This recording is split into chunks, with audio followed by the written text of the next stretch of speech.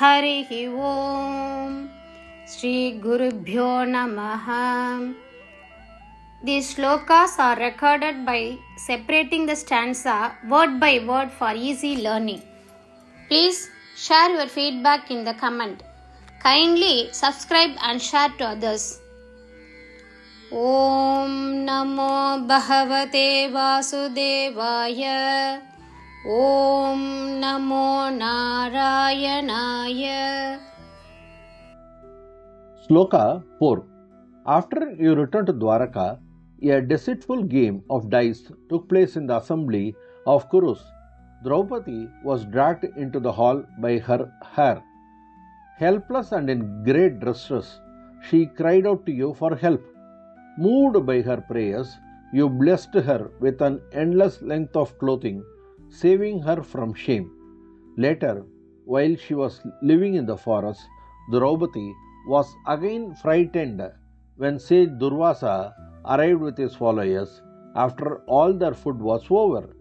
She remembered you once more, and you came to her aid by eating just a bit of a leftover leafy vegetable. You completely satisfied the hunger of the sage and his entire group. ஸ்லோகம் 4. நீங்கள் துவாரகை திரும்பிய பிறகு கௌரவர்களின் சபையில் ஒரு சூழ்ச்சி நிறைந்த பகடை ஆட்டம் நடந்தது. திரௌபதி தலைமுடியை பிடித்து மண்டபத்திற்குள் இழுத்து வரப்பட்டாள். உதவியற்ற நிலையில், பெரும் துயரத்தில் அவள் உங்களிடம் உதவி கேட்டு கதறினாள்.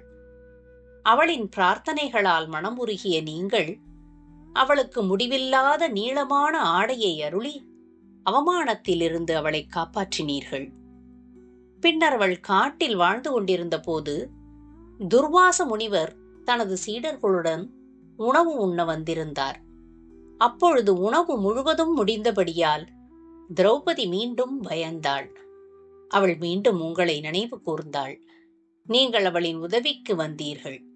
ஒரு சிறிய மீதமிருந்த கீரையை உண்டதன் மூலம் முனிவர் மற்றும் அவரது குழுவினர் அனைவரின் பசியையும் நீங்கள் മുഴുവനാக പോക്കിനീர்கள். ശ്ലോകം 4. അങ്ങ് ദ്വാരകയിലേക്ക് മടങ്ങിയെത്തിയ ശേഷം കുരുക്കളുടെ സഭയിൽ ഒരു വഞ്ചനാപരമായ പകിടകളി നടന്നു. ദ്രൗപദിയെ മുടിയിൽ പിടിച്ച് വലിച്ചിഴച്ചു. നിസ്സഹായയും വലിയ ദുഃഖവും അനുഭവിച്ച അവൾ സഹായത്തിനായി നിന്നോട് നിലവിളിച്ചു.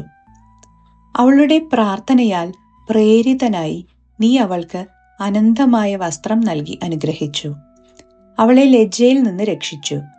പിന്നീട് അവൾ കാട്ടിൽ താമസിക്കുമ്പോൾ ഭക്ഷണമെല്ലാം കഴിഞ്ഞപ്പോൾ ദുർവാസ മുനി തന്റെ അനുയായികളോടൊപ്പം എത്തി. ദ്രൗപദി വീണ്ടും ഭയന്നു. അവൾ ഒരിക്കൽ കൂടി നിന്നെ ഓർത്തു.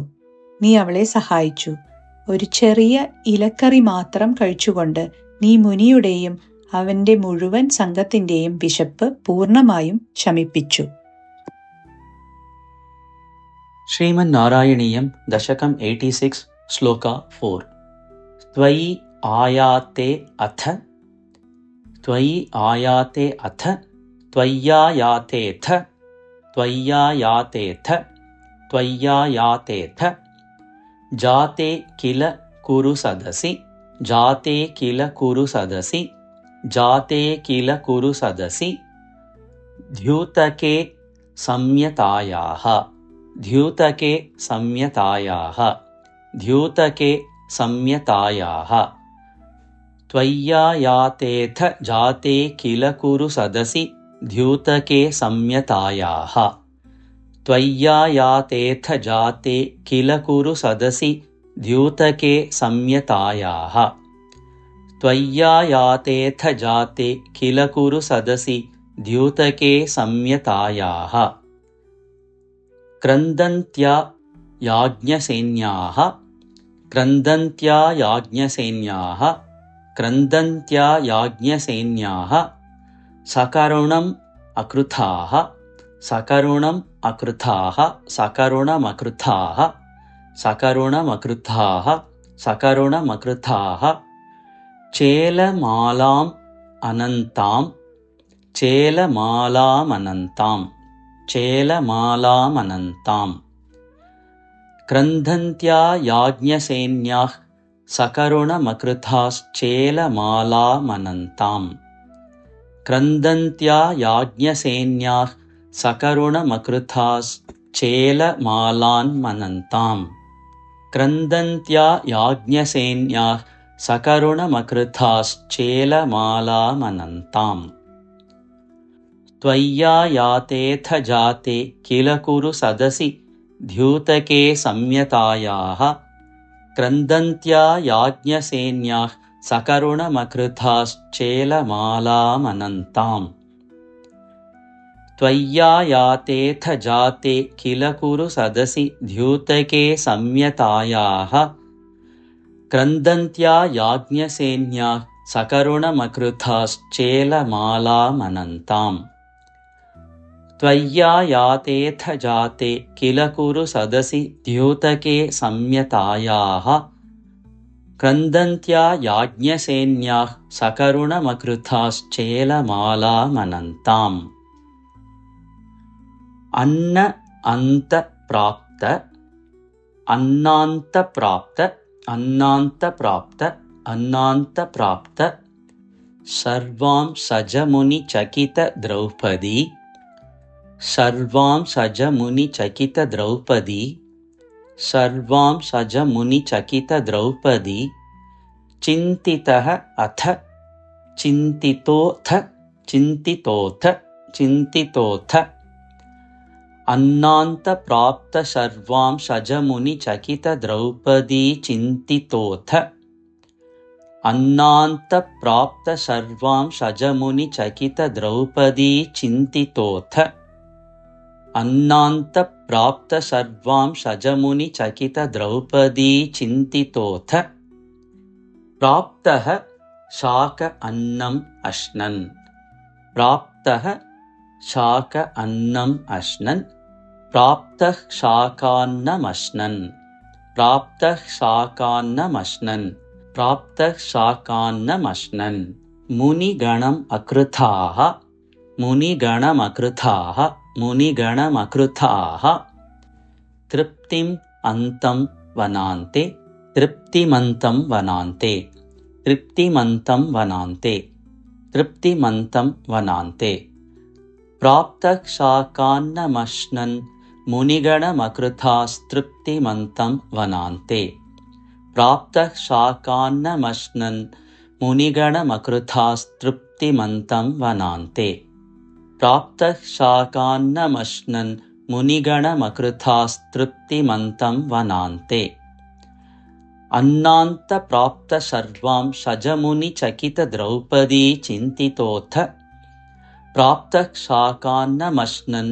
मुनिगणमकृतास्तृप्तिमन्तं वनान्ते अन्नान्त प्राप्त सर्वां सजमुनिचकित द्रौपदी चिन्तितोऽथ प्राप्तः शाकान्नमश्नन् मुनिगणमकृतास्तृप्तिमन्तं वनान्ते अन्नान्त प्राप्त सर्वां सजमुनिचकित द्रौपदी चिन्तितोऽथ प्राप्तः शाकान्नमश्नन् मुनिगणमकृतास्तृप्तिमन्तं वनान्ते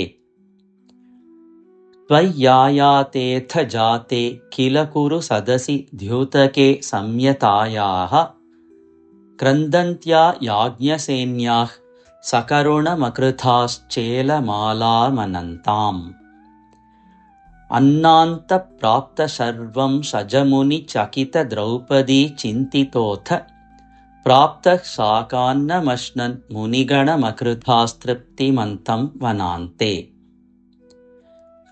त्वय्यायातेऽथ जाते किल कुरु सदसि द्यूतके संयतायाः क्रन्दन्त्या याज्ञसेन्याः सकरुणमकृताश्चेलमालामनन्ताम् अन्नान्त प्राप्त सर्वां सजमुनिचकित द्रौपदी चिन्तितोऽथ प्राप्तः शाकान्नमश्नन् मुनिगणमकृतास्तृप्तिमन्तं वनान्ते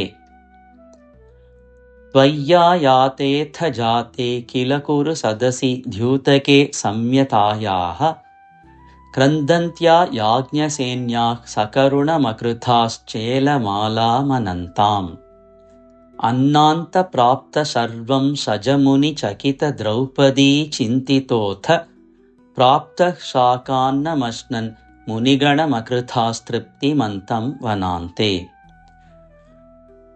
त्वय्यायातेऽथ जाते किल कुरु सदसि द्यूतके संयतायाः क्रन्दन्त्यायाज्ञसेन्याः सकरुणमकृताश्चेलमालामनन्ताम्। अन्नान्तप्राप्तसर्वं सजमुनिचकितद्रौपदी चिन्तितोऽथ प्राप्तः शाकान्नमश्नन् मुनिगणमकृतास्तृप्तिमन्तं वनान्ते। त्वय्यायातेऽथ जाते किल कुरु सदसि द्यूतके संयतायाः क्रन्दन्त्यायाज्ञसेन्याः सकरुणमकृताश्चेलमालामनन्ताम्। अन्नान्तप्राप्तसर्वां सजमुनिचकितद्रौपदी चिन्तितोऽथ प्राप्तः शाकान्नमश्नन् मुनिगणमकृतास्तृप्तिमन्तं वनान्ते। त्वय्यायातेऽथ जाते किल कुरु सदसि द्यूतके संयतायाः क्रन्दन्त्यायाज्ञसेन्याः सकरुणमकृताश्चेलमालामनन्ताम्। अन्नान्तप्राप्तसर्वां सजमुनिचकितद्रौपदी चिन्तितोऽथ प्राप्तः शाकान्नमश्नन् मुनिगणमकृतास्तृप्तिमन्तं वनान्ते।